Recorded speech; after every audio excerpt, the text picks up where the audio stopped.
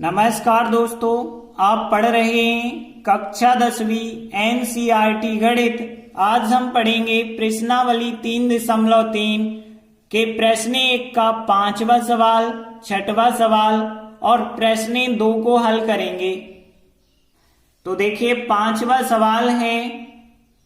तो देखिए यहाँ रैखिक समीकरण युग्म दिए गए हैं। करनी 2x प्लस करनी 3y बराबर 0, करनी 3x माइनस करनी 8y बराबर 0। इन दोनों को हमें प्रतिस्थापन विधि से हल करना है। तो देखिए समीकरण 1 इसे मान लिया, समीकरण 2 हमने इसे मान लिया। अब प्रतिस्थापन विधि से जब भी हम सॉल्व करते हैं तो कोई एक समीकरण लेते हैं, x या y का मान ज्ञात करते हैं और उसे अगले समीकरण में रख देते हैं। तो यहां भी हम जैसे समीकरण 1 लेके चल रहे हैं। तो देखिए समीकरण 1 हमने लिया, ये रहा समीकरण 1। अब यहां से हम x का मान निकालें या y का मान निकालें, एक ही बात है। तो जैसे हम यहाँ x का मान निकालेंगे तो x वाला पद इस तरफ और इसका हम पक्षांतर करेंगे तो ये जो है ऋण का हो जाएगा, करनी 3y ऋण का हो गया। 0 हमें लिखने की जरूरत नहीं है। अब देखिए फिर करनी 2 कहाँ पे आ जाएगा, बटे में आ जाएगा। तो माइनस करनी 3y बटे में आ गया करनी 2, तो ये हो गया x का मान। तो देखिए ये रहा x का मान। अब इस x के मान को हम समीकरण 2 में रखेंगे, क्योंकि हमने समीकरण 1 से निकाला है तो समीकरण 2 में ही रखना पड़ेगा।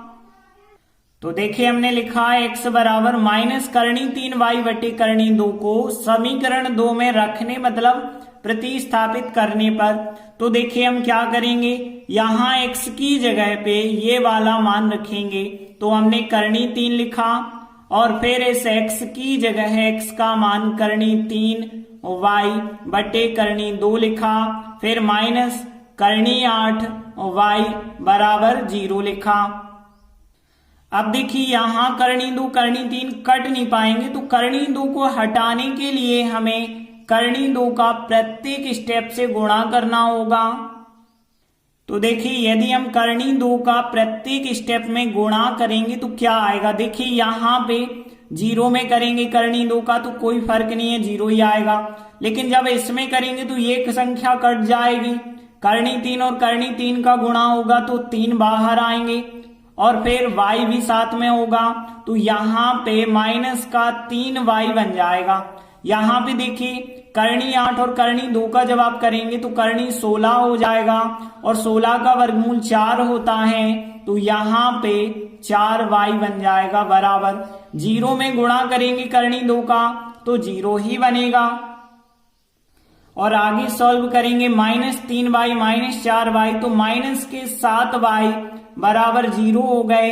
अब देखिए यहाँ माइनस से जब हमें गुणा करना होगा, क्योंकि माइनस का नहीं होना चाहिए, तो 7y बराबर 0 ही रहेंगे, क्योंकि माइनस का गुणा करेंगे ये प्लस का। अब देखिए 0 में कोई चिन्ह नहीं लगाया जाता कि 0 प्लस का है या माइनस का है। और 7 फिर बटे में जाएंगे और 0 बटे 7 हो जाएगा। और 0 बटे 7 का मतलब 0 में 7 का भाग देना और 0 में किसी का भी भाग दो तो आंसर आता है 0। तो y बराबर क्या हो गया, उत्तर 0 हो गया। और जब y बराबर 0 हो गया तो y का मान यहाँ पे जाके रखेंगे तो एवं x का मान क्या मिलेगा। फिर देखिए x बराबर माइनस का करनी 3 और y की जगह 0 करेंगे बटे करनी 2 है। तो यहाँ पे 0 का गुणा किसी भी संख्या से करें 0 ही होगा बटे करनी 2। अब चाहे माइनस लिखो या ना लिखो 0 में तो कोई फर्क नहीं होगा।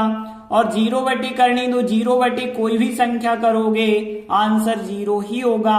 तो यहाँ पे हमें मिल गया x बराबर 0। तो देखिए x बराबर 0 और y बराबर 0 हमारे रैखिक समीकरण के हल हो जाएंगे। तो देखिए हमने लिखा आता है दिए गए रैखिक समीकरण युग्म का हल x बराबर 0 और y बराबर 0 है। इसके बाद देखिए 6वां सवाल है। तो देखिए यहाँ रैखिक समीकरण युग्म जो दिए गए हैं, इन दोनों को हम समीकरण 1 और 2 यदि मानते हैं तो थोड़ी कठिनाई होगी, क्योंकि बटे में अभी संख्याएं हैं। यदि बटे वाली संख्याएं हट जाएं तो ज्यादा आसानी होगी। तो देखिए बटे में 2 है और बटे में 3 है, और 2 और 3 को यदि हमें हटाना है तो 2 और 3 के एलसीएम, और 2 और 3 का एलसीएम होता है 6, तो 6 का गुणा हमें प्रत्येक पद में करना होगा। तो देखिए यदि हम प्रत्येक पद में 6 का गुणा करेंगे तो इस प्रकार से होगा, 6 का गुणा हमें प्रत्येक पद में करना है। अब यहाँ 2 एकम 2, 2 3 6 कट जाएगी संख्या। 3 गुणित 3x करेंगे तो 3 त्रिका 9x बनेगा, माइनस 3 एकम 3, 3 दूनी 6 और 2 पंचे यहाँ 10y बन जाएगा, और 6 और 2 का गुणा करेंगे तो 6 दूनी 12 हो जाएगा। तो देखिए ये बना लिया हमने समीकरण नंबर 1। अब देखिए इस दूसरे को भी हम चेंज करेंगे। बटे में 3, 2 और 6 है, हम तीनों संख्याओं को हटाना चाहेंगे तो 3, 2, 6 का एलसीएम होता है 6, तो 6 का प्रत्येक पद में यहां भी गुणा करेंगे। तो देखिए यदि हम इसमें 6 का गुणा करते हैं प्रत्येक पद में तो इस प्रकार से यहाँ पे बना होगा, 6 का गुणा करना है। 3 एकम 3, 3 दूनी 6, यहाँ संख्या कट जाएगी। 2 गुणित x करेंगे 2x आएगा, प्लस 2 एकम 2, 2 3 6, 3 का y से करेंगे 3y आएगा बराबर, 6 और 6 कट जाएंगे तो केवल बचे होंगे 13। तो इस प्रकार से हमने समीकरण 1 और 2 बना लिए हैं। अब हम इनको आसानी से कर सकते हैं, तो कैसे हम करेंगे? देखिए हमारे पास 2 समीकरण होते हैं, यदि हम प्रतिस्थापन विधि से करते हैं तो कोई एक समीकरण लेके x या y निकालते हैं। तो देखिए हमने समीकरण 1 लिया, अब समीकरण 1 से हम x का मान निकालते हैं तो कैसे निकलेगा? देखिए 9x बराबर 10y का पक्षांतर कर देंगे तो माइनस के 12 प्लस के हो जाएंगे 10y और फिर 9 आ जाएंगे बटे में, तो x बराबर माइनस के 12 प्लस के 10y बटे में आ जाएंगे 9। तो देखिए जो हमने x का मान निकाला है अब इसे हम समीकरण 2 में रखेंगे क्योंकि 1 से निकाला है। तो देखिए x बराबर जो है उसको अब हम समीकरण 2 में रखेंगे या प्रतिस्थापित करेंगे। तो देखिए यहाँ पे हमने 2 लिखा और x की जगह है इस x के मान को रखेंगे और इसके बाद यहाँ पे जो 3y है और बराबर 13 है इसको हमने वैसे ही लिखा। अब देखिए 2 से 9 तो कट नहीं पाएंगे, तो 9 को हटाने के लिए हमें 9 का गुणा हर एक पद से करना पड़ेगा। तो देखिए यदि हम प्रत्येक स्टेप में 9 का गुणा करेंगे तो यहाँ भी 9 का गुणा, यहाँ भी 9 का और यहाँ भी 9 का गुणा करना है। 9 से 9 कट जाएंगे लेकिन फिर भी यहाँ पे 2 बचा होगा, 2 का गुणा तो इस कोष्टक में करना होगा। तो यहाँ पे जब हम 2 का गुणा करेंगे तो 12 दूनी 24 होगा, 2 का 10y से करेंगे तो 10 दूनी 20y हो जाएगा, प्लस अब देखिए यहाँ पे तो कोई संख्या नहीं कटी तो 9 का गुणा 3 से किया है तो 9 3 27y हो जाएगा बराबर, देखिए 13 का गुणा भी 9 से होगा, 13 नम्मा 117 हो जाएगा। इसके बाद देखिए 20y और 27y 47y हो गए बराबर 117, 24 उस तरफ जाएंगे प्लस के हो जाएंगे और यहाँ पे देखिए 47y बराबर टोटल यदि आप करेंगे 141 हो गए। अब देखिए y बराबर हो जाएगा 141, 47 गुणा से कहाँ आ जाएंगे बटे में। अब देखिए यदि आप 47 को भाग करेंगे 141 में तो फिर 3 बार जाएगा तो y का मान हमें मिल गया 3। तो यहाँ जो y का मान आया है इस y के मान को यहाँ पे जाके रख देंगे तो हमें x का मान मिल जाएगा। तो हमने लिखा एवं x का मान यदि देखें तो x बराबर माइनस के 12 प्लस के यहाँ 10y है तो 10 और y का मान 3 रखना और बटे कितना लिखना है, हमें 9 लिखना है। आगे देखिए हम जब सॉल्व करेंगे माइनस के 12 और 3 10 का गुणा 30 होगा बटे 9 है। अब देखिए 30 धन के 12 ऋण के हैं तो यहाँ धन के 18 बच जाएंगे, 18 बटे 9 मतलब यहाँ पे 9 का भाग 18 में देंगे 2 बार जाएगा तो फिर हमें x का मान कितना मिल गया, 2 मिल गया। तो x बराबर 2 और y बराबर 3 रैखिक समीकरण युग्म का हल हो जाएंगे। तो देखिए हमने लिखा, अतः दिए गए रैखिक समीकरण युग्म का हल x बराबर 2 और y बराबर 3 है। इस प्रकार से छठवां सवाल भी कंप्लीट हुआ। इसके बाद देखिए अगला प्रश्न 2 है। तो देखिए यहाँ प्रश्न 2 है, एक समीकरण ये है और एक ये है। इन दोनों समीकरणों को हल करना है और बाद में m का मान ज्ञात करना है। तो पहले हम इन 2 समीकरणों को हल करेंगे। तो देखिए यहाँ समीकरण दिए गए हैं, एक समीकरण ये हो गया, एक ये हो गया। तो एक को समीकरण 1 मान लो, एक को समीकरण 2 मान के चलो। अब देखिए इन दोनों को हल करेंगे यदि हम प्रतिस्थापन विधि से, तो समीकरण 1 हम ले लेंगे। तो देखिए हमने समीकरण 1 लिया। अब यहां से या तो हम x का मान निकालें या y का निकालें। जैसे देखिए हम x का निकालेंगे तो 11 माइनस 3y हो जाएगा, y का पक्षांतर करेंगे और फिर x बराबर 2 जो गुणा में है वो कहां पे आ जाएंगे, फिर बटे में आ जाएंगे। तो x का मान ये निकाल लिया।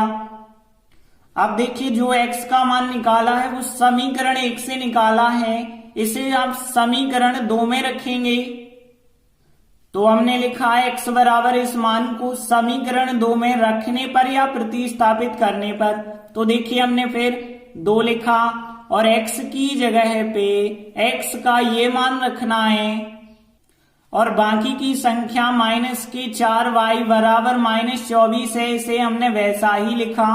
अब देखिए यहाँ पे 2 और 2 तो आपस में कट जाएंगे, कट गए तो ठीक है, वरना फिर हम पूरी संख्या में गुणा करते। फिर अब आगे हल करेंगे तो देखिए 11 माइनस 3y माइनस के हैं 4y और माइनस के हैं 24। अब y एक तरफ रखना है, अंक के एक तरफ। तो माइनस के 3y माइनस के 4y माइनस के 7y हो गए, -24 हैं, 11 उस तरफ जाएंगे, माइनस के हो जाएंगे -7y, यहाँ माइनस के 35, माइनस चिन्ह से गुणा कर देना तो यहाँ पे ये प्लस के बन जाएंगे और ये भी प्लस के बन जाएंगे। अब देखिए y बराबर 35, 7 आ जाएंगे बटे में, 7 का भाग देंगे, 5 बार जाएगा तो 7 पौने 35। y का मान फिर कितना आ गया, 5 आ गया। और y का मान यदि हमने निकाल लिया है तो अब हम निकालेंगे x का मान। तो एवं x का मान क्या होगा, यहाँ पे जाके रखना होगा। तो x बराबर 11 माइनस 3y की जगह, यहाँ पे y की जगह 5 रख देना। तो यहाँ हम 5 रखेंगे और फिर बटे है 2 तो 2 लिखा। अब देखिए यहाँ 11 माइनस 5 15 हो जाएगा और बटे है 2। 11 में से 15 घटाएंगे, माइनस के 4 बटे 2 और 4 में 2 का भाग देंगे, 2 बार जाएगा तो -2। x का मान हमें कितना मिल गया है, -2 मिला है। तो x बराबर -2 और y बराबर 5 इन दोनों समीकरणों का हल हो जाएंगे। तो देखिए हमने लिखा था दिए गए समीकरण जो थे उनका हल x बराबर -2 और y बराबर 5 है। अब आगे देखिए हमें m का मान ज्ञात करना है और एक समीकरण ये दिया गया है। तो देखिए अब दिया गया जो समीकरण है वो y बराबर mx प्लस 3 है। इसमें हमें x और y के मान रख देने हैं तभी m का मान मिलेगा। तो हम x और y के मान रखेंगे। तो देखिए y का मान है 5 तो 5 लिखा, m का तो m ही लिखा, x का मान -2 है -2 लिखा और प्लस 3 लिखा। और आगे हल करेंगे तो देखिए 5 बराबर 2 और m का गुणा किया तो माइनस के 2m हो गए प्लस के 3। अब देखिए हमें m का मान चाहिए तो m वाले एक तरफ और अंक दूसरी तरफ। तो 2m ले आए हम इस तरफ, हो जाएंगे धन के 3, 5 को उस तरफ ले गए, 5 माइनस के हो गए। तो यहाँ पे देखिए 2m बराबर 3 में से 5 घटाएंगे माइनस के 2 और यहां से देखिए m बराबर -2 और बटे में 2 आ जाएंगे। 2 का 2 में यदि आप भाग देंगे 1 बार जाएगा और माइनस का चिन्ह है तो -1, तो m बराबर -1 हो जाएगा आंसर। तो देखिए हम अंत में लिख सकते हैं, अतः m का अभीष्ट मान -1 है। इस प्रकार से प्रश्न 2 कंप्लीट हुआ। धन्यवाद।